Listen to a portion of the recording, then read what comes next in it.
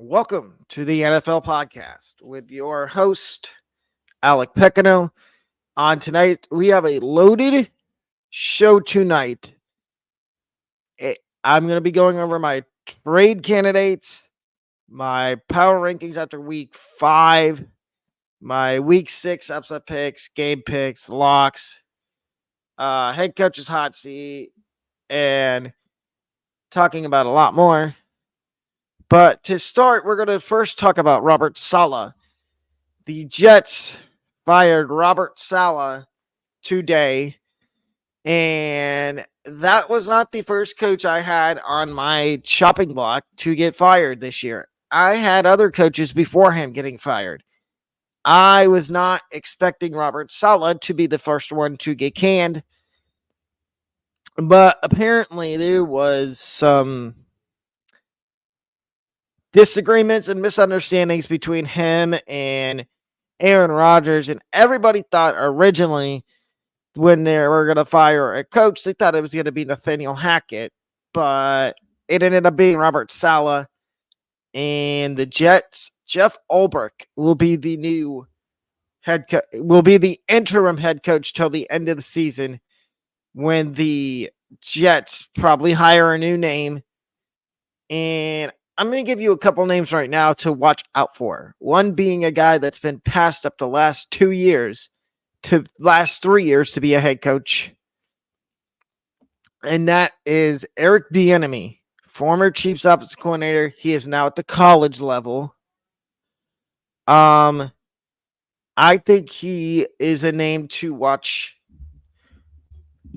out for as the next head coach for the New York Jets, as well as Press Taylor, the offensive coordinator for the Jacksonville Jaguars.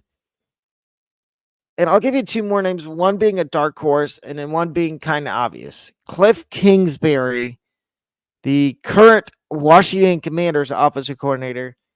I think he needs a second stint as a head coach, whether it be in New York, whether it be somewhere else. And then a dark horse would be Buccaneers offensive coordinator Liam Cohen. I don't know if he's ready to be a head coach yet, but I could definitely see Liam Cohen being a good head coach when he's ready. Maybe it is 1 year with the Buccaneers, and then he becomes a head coach. Next, we are also going to do a little bit of Sunday review toward the end of the show. Next, we will get my power rankings, and my power rankings have been updated since the last time I did the podcast. My top 10 power rankings after week 5. At number 10, I have the Denver Broncos. They are now 3-2 on the season, and it seems like Bo Nix is rounding into form and turning into the franchise quarterback for the Denver Broncos, and their defense is legit. The Broncos defense is legit. They had 2 pick sixes last week against the Las Vegas Raiders. And that's another situation I will talk about after I'm done with my power rankings, is the Raiders quarterback dilemma that they're in. At number 9, I have the Chicago Bears, and they also have a rookie quarterback, and Caleb Williams. Give me a second.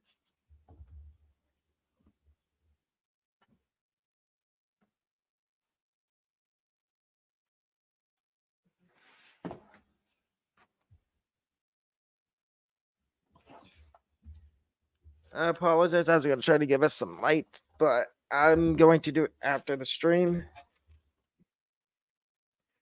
Back to the Chicago Bears. So Caleb Williams had his best game as a pro on Sunday, and I think the Bears are rounding into form. They might be a sleeper in the NFC North. At number 8 is the Buffalo Bills. And they lost to the Houston Texans. And the Texans were just outside of the top 10 of my rankings at number 11. But the Bills, I feel like the Bills are going to be just fine. And this offense looks still the same as it did with Stephon Diggs, even without Stephon Diggs, who's now in Houston. But I like how they're not. How do I say this? I like how they're not feeding one guy the football. I like how they're spreading it out around the offense. Maybe one play it's going to Keon Coleman. The next play it's going to Curtis Samuel or James Cook or the tight ends. And their defense is still very good. At number 7 is the Green Bay Packers. They are also, if you notice the theme here, most of the teams I'm going to talk about in the power rankings tonight are 3-2, and the Packers being another one of those teams that are 3-2. I thought when they lost Jordan Love that their season was toast because they have Malik Willis, and I was wrong. I will take the granny points here for being wrong on that, and I think the Packers are going to be just fine. Jordan Love back. Their offense looks dynamic. Their defense looks pretty good too under Jeff Hafley, which that was a surprising hire in the offseason for me. I did not have him going from college to the pros, but it happens every year where a college coach goes to the NFL. At number 6, I have the Pittsburgh Steelers, who barely lost to the Dallas Cowboys. And now I'm going to talk about it here. I don't understand why Mike Tomlin's even considering the option of Russell Wilson. Look what I understand. The offense is struggling right now for the Steelers, but give Justin Fields the opportunity to fix. He hasn't turned the ball over. And I know you're just giving him dink and dunk plays, but still, that's better than what he had in Chicago. And I think he needs to be the starting quarterback the rest of the season. I'm sorry, Russell Wilson. You're not it anymore. You're old. And I don't think Russell Wilson needs to be starting. I think it is Justin Fields' job.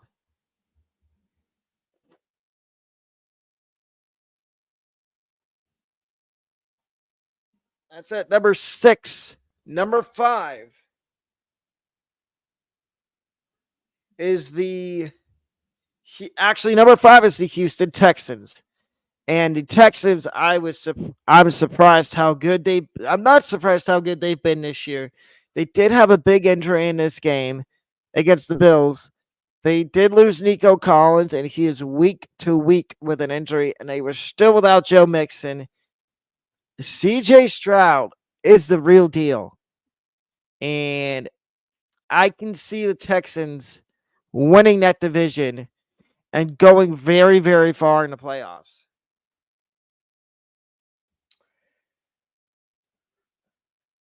At number 4 is the Washington Commanders. And look out for the Washington Commanders as a dark horse to win the NFC East. And I was wrong on the Commanders. I said they were a year away from competing, and I might be wrong. And if I'm wrong, I'll take that, and I'll say I was wrong.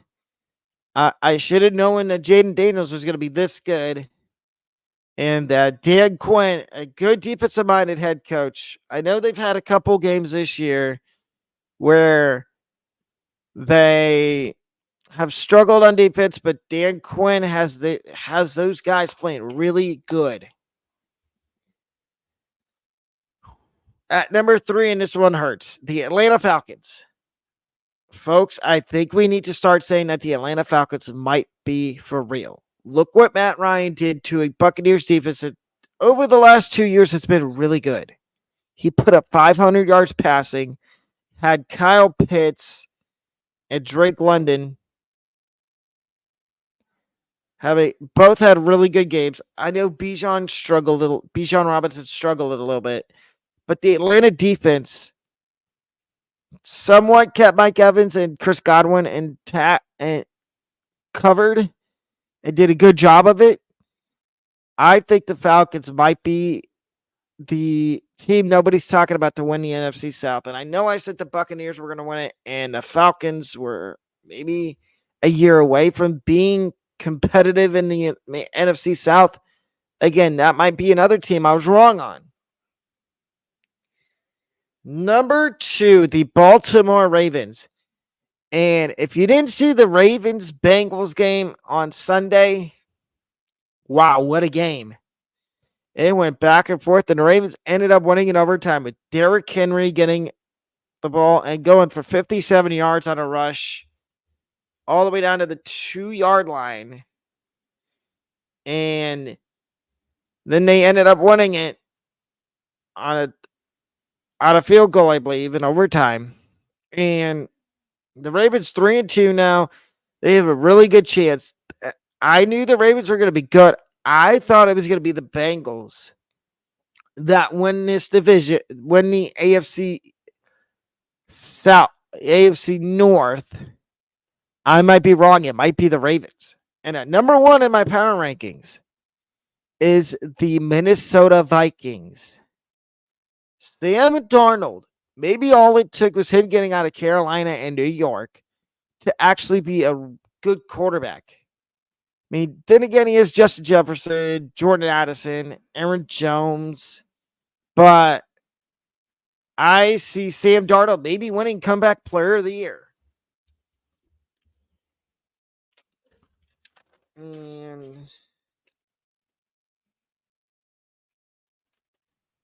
hold up. Give me 2 seconds. I'm trying to get to page right here. Here we go with our upset picks for this week in the NFL. My first upset is the Jacksonville Jaguars +2 to upset the Chicago Bears in London.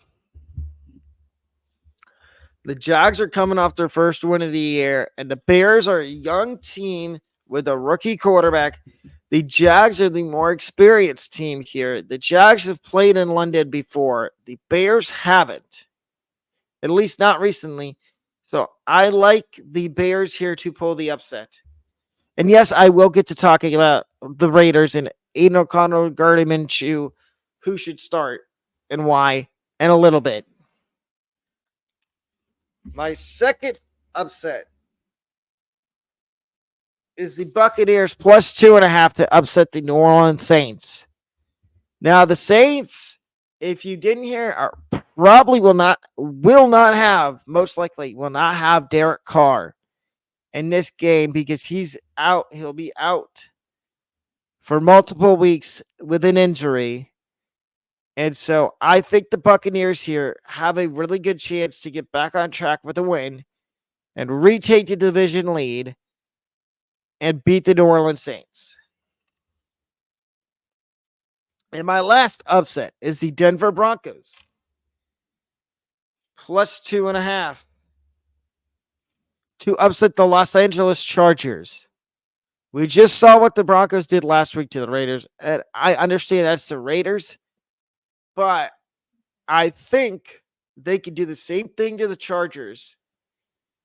And I think the Broncos are a sleeper team to make the playoffs. My locks of the week, my first lock of the week for this week is the Detroit Lions to beat the Cowboys. The Cowboys got lucky against the Steelers last week. I think if there was and I'm not using this as an excuse for the Steelers, but I think if they didn't fumble twice, one of them being on the inside the 10-yard line. I think the Steelers beat the Cowboys last week. And by the way, we finished last week 4-8 for a season total of 44-48 and 91% in 91% on picking our games, our upsets, and our locks. My second lock of the week is the Philadelphia Eagles to beat the Cleveland Browns. The Browns are playing terrible as of recently, and I don't see the Browns winning this game at all. I think the Eagles are going to win this game running away. And my last game pick is Thursday Night Football. The 49ers and the Cardinals. Wait, no. 49ers Seahawks, correction. I have the 49ers to beat the Seahawks on Thursday Night Football. And now we get into, I pick every NFL game from the primetime games all the way down to the Sunday games. So we start primetime. Thursday night, 49ers Seahawks. I'm taking the 49ers to win this game, and I don't think it's going to be particularly close, even though the 49ers might not have Trent Williams. They don't have CMC, which Christian McCaffrey, and we have zero clue when Christian McCaffrey will be coming back. But I still think the 49ers won this game. Looking at my notes. Sunday morning, we got the Jaguars and the Bears. You already heard my pick, my upside pick earlier, and it was the Jaguars. I'm taking the Jaguars here. This is a home game away from home, basically, for the Jags. And I think the Jags win this game easily. Sunday night, we got the Bengals and the Giants. I'm hoping the Bengals win this game because they're in trouble if they don't. Their coach might be on the hot seat if they somehow lose to the Giants. And in Monday Night Football, this next week,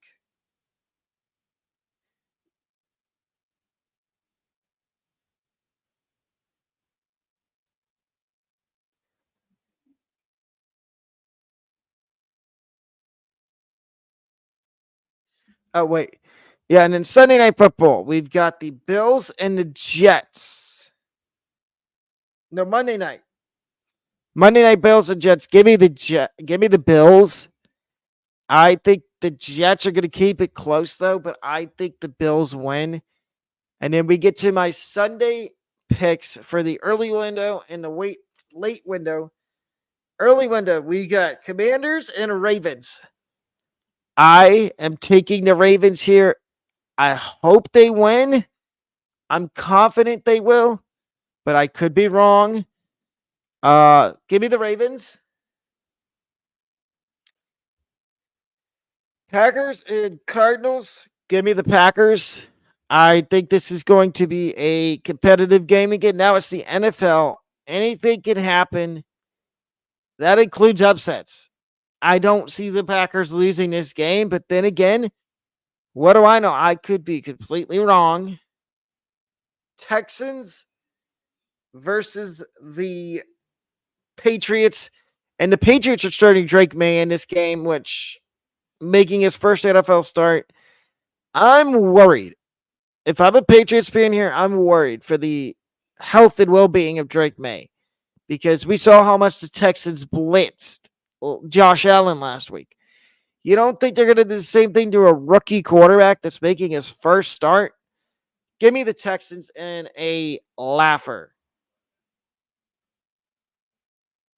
Buccaneers and Saints. Give me the Buccaneers. As I explained earlier, Derek Carr is out of this game, is not going to play. If he was going to play, it'd be a different story. I might not have the Bucs on the upset side of this, but I think the Buccaneers do upset and win this game against the Saints. Then we've got Eagles and the Browns. Give me the Eagles. This is another game that's not going to be a particularly easy game to watch if you're a Browns fan, because I don't think the Browns stick around in this game. Then you've got the Colts and the Titans. Give me the Colts. I think I took the Colts. Yeah. Give me Indianapolis. This is a division game for the Colts and the Titans. I do think it's going to be a competitive division game, but still give me the Colts. And in the late window on Sunday, Chargers and Broncos. Give me the Broncos. I think they get another big win, and they start stringing these wins together. And maybe they overtake Kansas City at some point for first place in the division. I can see it. But at the same time, I can also see the Chiefs winning this division. Steelers, Raiders. Now, we have no idea who the starting quarterback for the Raiders is going to be. I would surely hope they stick with Gardner Minshew, because the more games they lose, the better their draft pick is, and the better chance they have of getting a franchise QB in this coming up draft. Whether that be Shadur Sanders, Will Howard, Jalen Milroe, any of those guys, I would rather have Gardner Minshew starting. I don't care about the turnovers. But I'm taking the Steelers, because I think that defense is going to cause chaos. Falcons and Panthers is next. Give me the Falcons, and I think the Panthers get blown out again. And I think the Panthers start to consider trading some of their players that are either on their last year of their deal or are not part of their future plans. And the last game is the Lions and Cowboys. And I am taking the Lions in a closely contested game. And I think that the Lions win it. And now we go to... I needed that.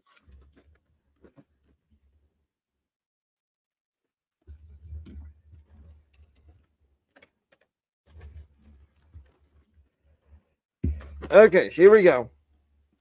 Here are my top 4 trade candidates after week number 4. Well, this would be week number 5. At number 4, I have wide receiver Amari Cooper of the Browns. The third place I have him going, and I doubt this happens, is Pittsburgh. The Steelers need another wide receiver, and it ain't. Hold up.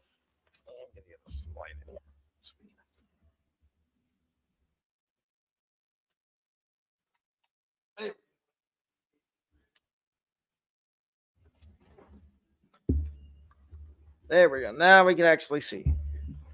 The Steelers need a wide receiver, but I don't think it's going to be Amari Cooper, because that's within their division, and I highly doubt the Browns want to do that. The number 2 team I have for Amari Cooper, the number 1 and 2 are more feasible, but I don't know if they have the cap space. Number 2 is the Buffalo Bills. And the Bills do need a number 1 receiver. They don't have one right now because they traded Stephon Diggs in the offseason to Houston. And I could see the Bills going out and making a trade for maybe Amari Cooper and slotting him in as the number 1 and moving Khalil Shakir down to the number 2, and Keon Coleman down to the number 3 position at wide receiver. Because Keon Coleman's a rookie. And number 1, and this is probably going to be number 1 on most people's board, the Kansas City Chiefs. They just lost Rashee Rice for probably the season with a knee injury.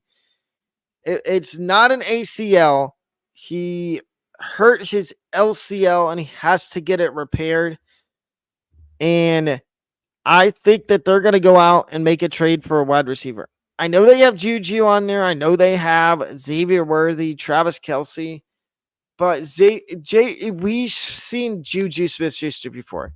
He has a couple good games, then he disappears. Same with Mecole Hardman. Xavier Worthy, I mean, he's a speed demon, so I could see maybe that working. Number 3 trade candidate is Bryce Young. Yes, and I still think Bryce Young does get traded. And my 3 teams have sort of changed. Number 3 has not. It is still the Los Angeles Rams.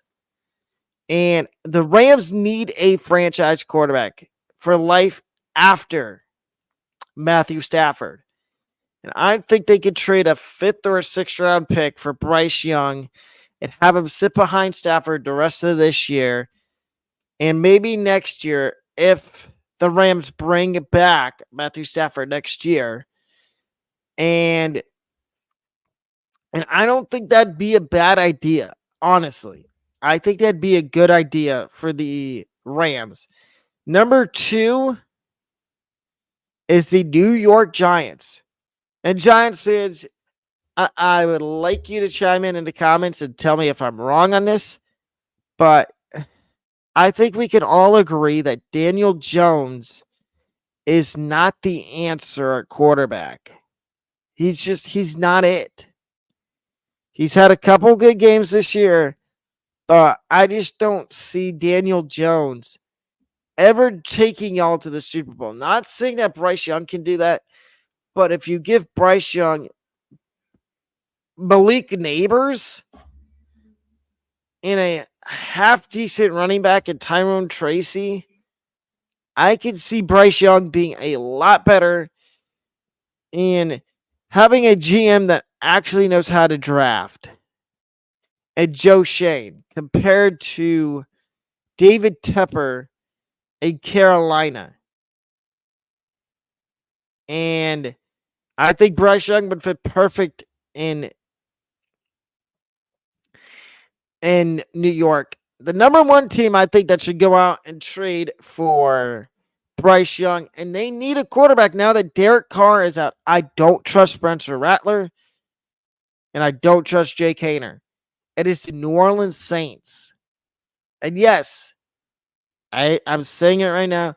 The Saints could easily give up a late round pick for Bryce Young and have him sit behind and learn from Derek Carr when Derek Carr comes back after he recovers from an injury. Or you could throw him in to start right away after he learns the playbook. And you don't even have to worry about Spencer Rattler starting for an extended period of time. Number 2 guy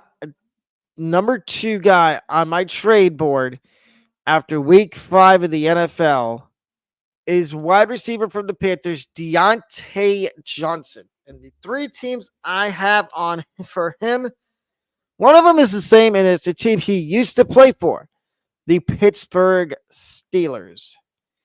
I think the Steelers could easily give up a mid-round pick for Mr. Deontay Johnson and reunite him in Pittsburgh. I mean, I understand Arthur Smith is not he's not a head coach. He's a very good offensive coordinator, and that's what he is. And I think Pittsburgh, if they get Deontay Johnson back, they might be a problem. The number 2 team I have on my list for Deontay Johnson is the Buffalo Bills. And I think the Bills, like I said about the first guy I talked about, Amari Cooper, I think the Bills need to go out and trade for a receiver if they plan on winning that division. If they plan on winning their division, which I think they still can. I don't think Miami is capable of winning that division. Unfortunately, I picked the Jets to win that division, and I don't think they will. And the number one team I think that needs to trade for Diontae Johnson is the Green Bay Packers. You could swap Diontae Johnson for Christian Watson in a mid round, like a second or third round pick. And I think both teams would be happy about that. Because the Packers get Diontae Johnson and the Panthers get a young Christian Watson. My number one guy on my trade board, and I think he's number one on everybody else's because he's going to get traded at some point this week, Davante Adams. And the three teams that I think are going to go out and make a move for him. Number 3, the Washington Commanders. This is everybody's sleeper team. I see them going on and making this move. If they want to be Super Bowl contenders, I like Terry McLaurin. They don't really have a number 2 option behind McLaurin. And Davante Adams would probably put his selfishness aside to win a championship, and he'd probably be the number 2 receiver. He'd probably play 1A. It'd be like Evans and Godwin in Tampa. 1A, 1B. That's what it would be in Washington with McLaurin and Davante Adams. 1A, 1B. The number 2 team that should go out and make a move for Davante Adams is the Pittsburgh Steelers. And you've heard me talk about the Steelers multiple times in this segment. They need receiver help. George Pickens can't do it all himself. And I think if the Steelers want any chance at winning that division, they need to go out and make a move and trade for Davante Adams. And the number one team that the number one team that needs to go out and trade for Davante Adams. I have the Jets, but I think I'm going to change that to the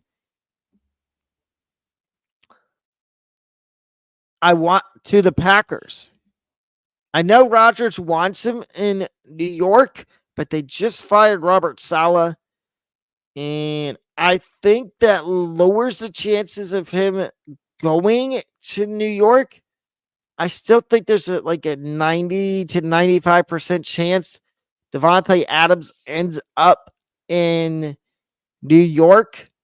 And I give it 80 to 85 that he ends up with the Packers. I think it's more likely he goes to one of the 3 teams I just named. The Jets, the Steelers, or the Commanders. I think those are one of the 3 teams that Davante Adams is going to end up on.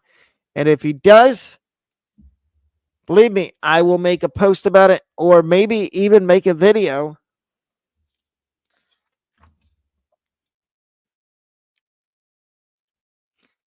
And now we're going to go over my head coaching hot seat from week 5.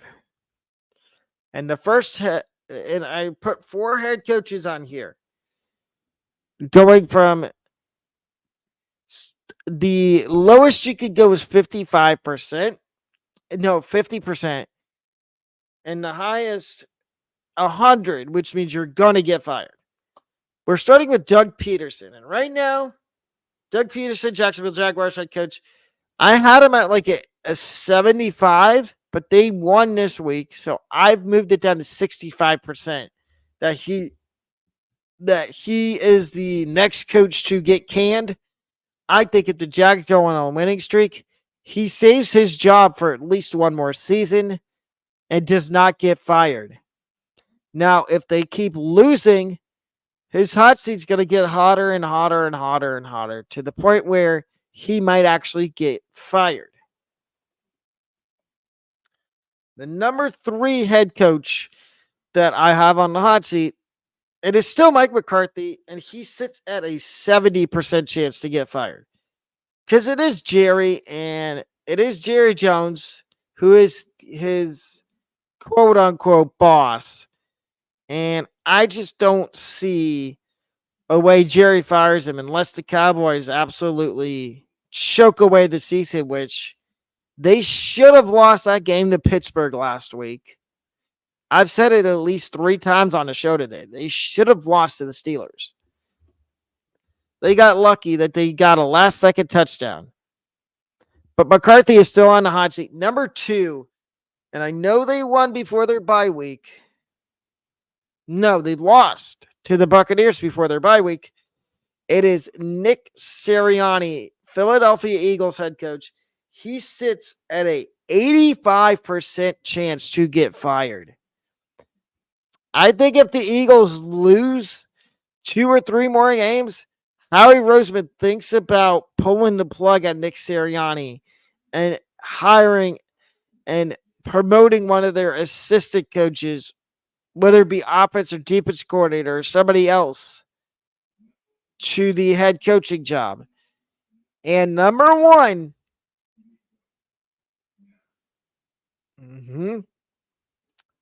yep, it is Brian Daboll of the Giants. I think he's at a 90% chance to get fired right now for me.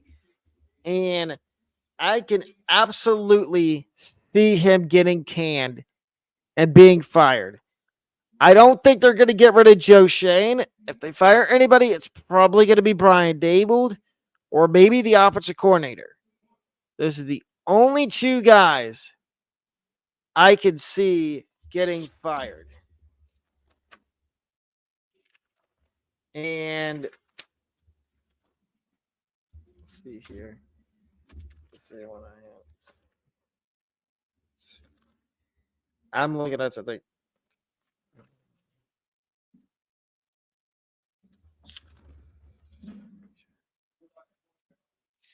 Okay, yep, that was the right trade candidates.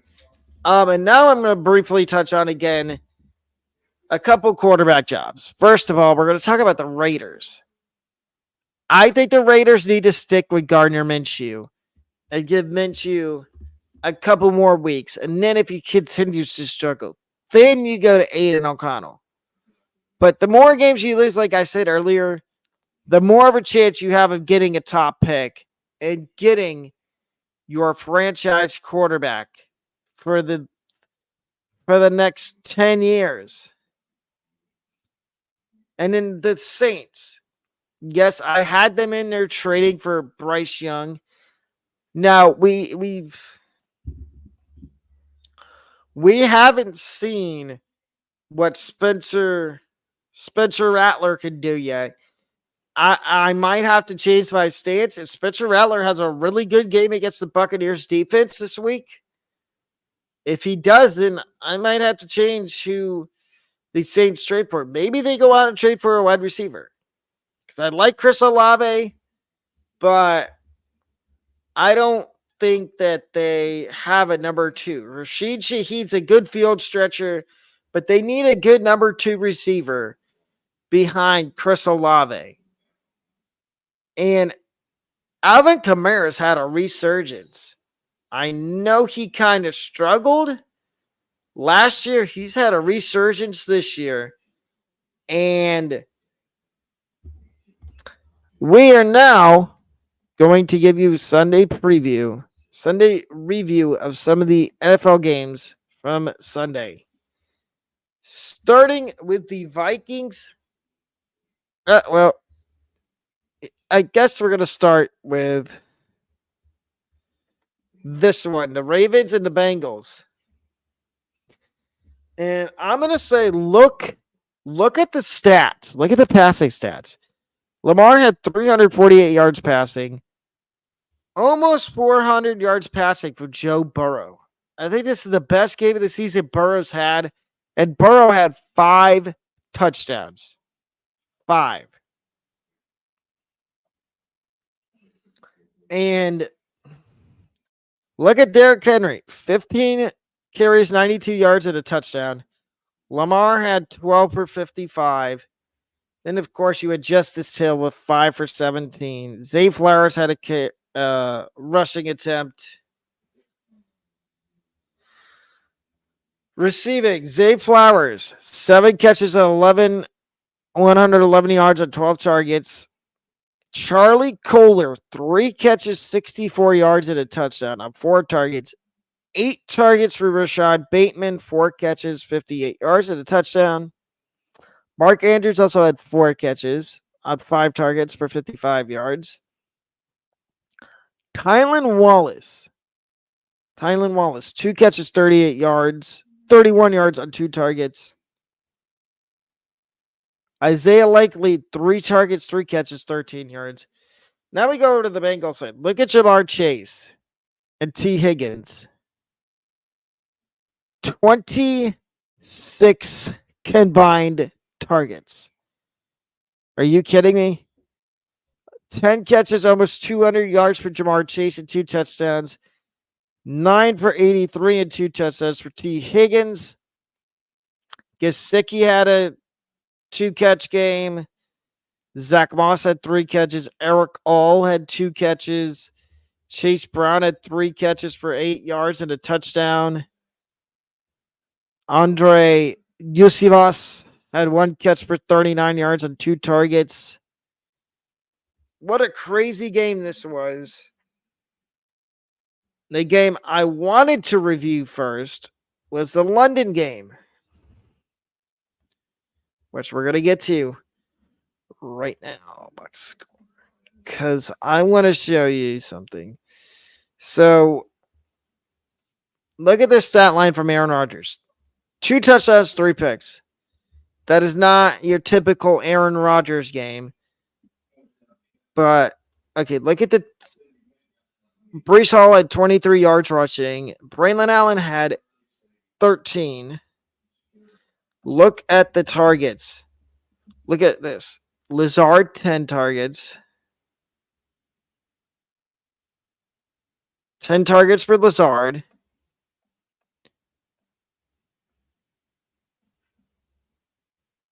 And 22 for Garrett Wilson. So that is 32 targets between 2 players on the same team. And Garrett Wilson had his big breakout game. 13 catches, 101 yards, and a touchdown. And Lazard also had a touchdown catch too. Now, we're going to go over and look at the... Let's go over and look at the Vikings. Sam Darnold. No touchdowns, 1 interception. He did throw for 179 yards on 31 pass attempts. And Rodgers had 54 pass attempts. The rushing was led by Ty Chandler, which that's ugly because Aaron Jones left with injury. You had Justin Jefferson with 14 targets, 6 targets for Jordan Addison. Johnny Munt had 2 targets. Ty Chandler had 2 targets. Myles Gaskin had 1 target. Aaron Jones had 1 target. 6 for 92 and 6 catches, 92 yards for Justin Jefferson. Of course, had 14 targets. 3 for 36 on 8 targets for Jordan Addison. And overall, this was a competitive game. The Jets had a chance at the end to take the lead, and they threw an interception.